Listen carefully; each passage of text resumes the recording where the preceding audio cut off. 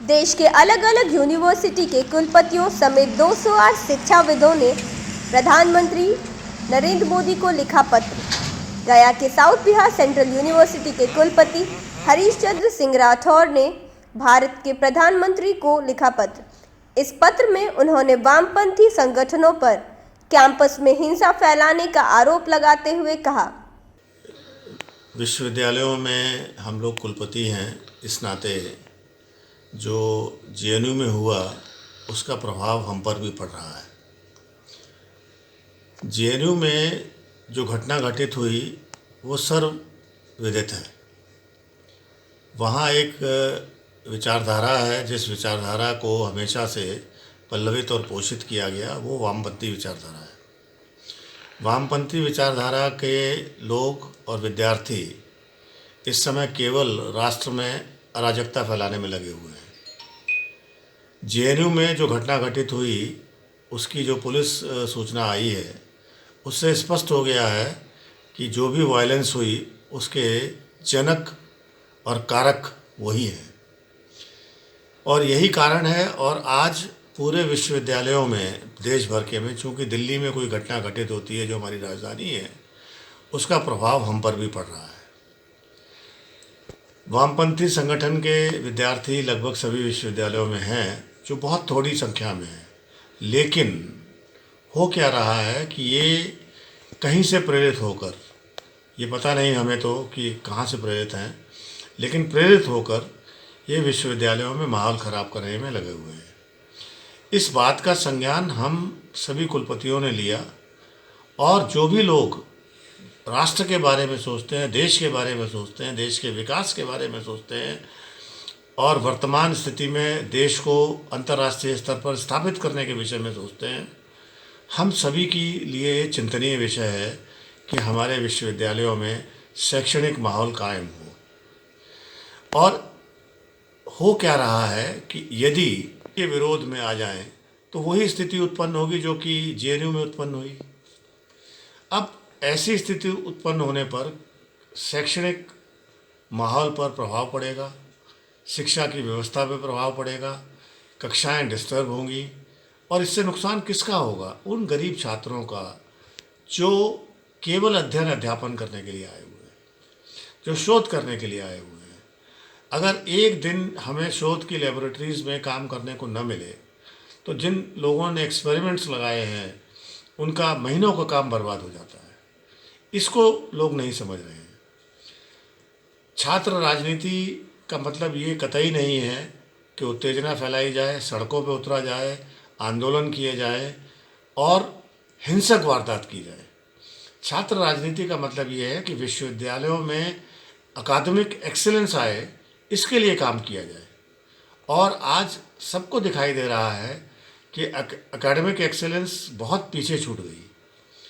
हम ये देखते हैं कुलपतियों के नाते, जेएनयू में जो कि देश का सिरमौर विश्वविद्यालय है पढ़ाई लिखाई के मामले में, इसमें कोई संदेह नहीं है, शोध के मामले में वो आगे हैं, लेकिन कहाँ ले जाना चाहते हैं इस विश्वविद्यालय को लोग और क्यों ले जाना चाहते हैं? सिर्फ अपनी विचारधारा को थोपने के लिए। हम सभी जानते हैं, पूरा अकादमिक विश्व में जितने भी एकेडमिशियंस हैं या जितने भी संभ्रांत व्यक्ति हैं, जितने भी प्रबुद्ध जन हैं, सब जानते हैं कि मार्क्सवाद और वामपंथी विचारधारा अपने आप में फेल हो चुकी है। लेकिन अंतिम सांसें केवल भारत में ली जा रही हैं और अब जब इनको लगता है कि इनका अंत यहाँ भारत में भी है, तो ये इस तरीके से उत्तेजित होकर सड़कों पर आंदोलन करके एक अराजक समाज को बना रहे हैं। ये हम लोगों के लिए सहनीय नहीं है। तो सर, इसके लेकर के लेटर वगैरह भी पीएम को दिए क्या? हम लोगों ने इसी सब बात का संज्ञान लिया, इसी बात पे विमर्श किया और जो भी देश में गरीब बच्चों के लिए, उन बच्चों के लिए सोचते हैं कि हमारे जो बच्चे अध्ययन अध्यापन करने के लिए आए हैं वो सुचारू रूप से अपना अध्ययन अध्यापन कर सकें, माहौल न खराब हो, सारे कुलपतियों ने, सारे शिक्षाविदों ने इस पर विमर्श किया और ये पाया कि हम लोगों को अपनी आवाज़ बुलंद करनी चाहिए, सच्चाई का साथ देना चाहिए। झूठ की राजनीति देश में न चले, इसके लिए सबको खड़ा होना होगा। हम विश्वविद्यालय के कुलपतियों और अध्यापकों की ही बात नहीं है, देश के समस्त नागरिकों को खड़ा होना पड़ेगा। उन नागरिकों को जो राष्ट्र के उत्थान के विषय में सोच रहे हैं, आर्थिक स्थिति के बारे में सोच रहे हैं, प्रगति के बारे में सोच रहे हैं, देश को अंतर्राष्ट्रीय स्तर पर एक महान शक्ति बनाने के विषय में सोच रहे हैं, उन सभी को खड़ा होना पड़ेगा और इस झूठ की राजनीति को, झूठ के आडंबर को, इसका विरोध करना पड़ेगा। सर, क्या लगता है कि जिस तरीक़े से छात्र जो इसको लेकर इन आंदोलन पर चल आए हैं और वामपंथी विचारधारा के साथ में मिल चुके हैं, तो इससे छात्र हित में कितना जायज़ है? देखिए, एक बहुत छोटा समूह है। अधिकांश छात्र अध्ययन करना चाहते हैं, अधिकांश छात्र अपने शोध में लीन हैं। ये एक बहुत छोटा समूह है और उस छोटे समूह को एक निश्चित विचारधारा के लोग और ख़ास करके जो अपनी ज़मीन खो बैठे हैं, वो राजनीतिक पार्टियां इसको तूल दे रही हैं और इसका हम विरोध करते हैं, इसकी भर्त्सना करते हैं। इसके लिए आपने कहाँ आवेदन दिया है सर? देखिए, हम लोगों ने, सभी लोगों ने, लगभग 208 लोगों ने एक पत्र लिखा, जिस पत्र में हमने अपनी बात को कहा है और उस पत्र को हमने अपने माननीय प्रधानमंत्री जी को प्रेषित किया है, इस आशा के साथ कि हमारे नेता, हमारे देश के प्रधानमंत्री इस बात का संज्ञान लेंगे और इन तत्वों के खिलाफ जो भी विधिक कार्रवाई है, वो एक सख्त विधिक कार्रवाई लेकर इसको कुचलने का काम करेंगे। इसको कुचला जाना अति आवश्यक है। सुरक्षा को लेकर भी कुछ? देखिए, विद्यार्थियों की सुरक्षा, कैंपस की सुरक्षा, ये हम कुलपतियों का उत्तरदायित्व है और इसके लिए हम सजग हैं। देश की पुलिस अपना काम करती है, कानून अपना काम करता है, हम लोग अपना काम करते हैं।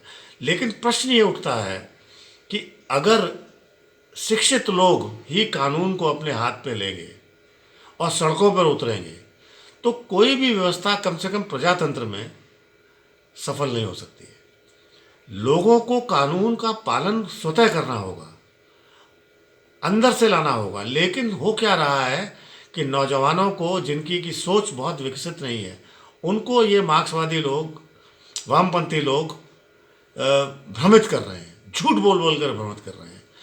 हमने सभी ने देखा है कि झूठ की राजनीति नहीं चली। कितना झूठ बोला गया, इलेक्शन में स्पष्ट हो गया कि झूठ नहीं चलेगा। अभी भी जो भी राजनीतिक मुद्दे हैं, जो भी राष्ट्रहित के मुद्दे हैं, उन पर सरासर झूठ बोला जा रहा है, वो नहीं चलेगा। और उसको न चलते हुए देखकर ही इन्होंने ऐसे छात्रों का साथ लिया, पकड़ा, जो छात्र अभी उतने परिपक्व नहीं हैं और इनकी बातों में आकर भ्रमित हो रहे हैं, और वो छात्र भ्रमित ना हो, इसी के लिए हम लोग खड़े हुए हैं। मनोज कुमार के साथ स्नेहा आनंद की रिपोर्ट, ATN लाइव, पटना।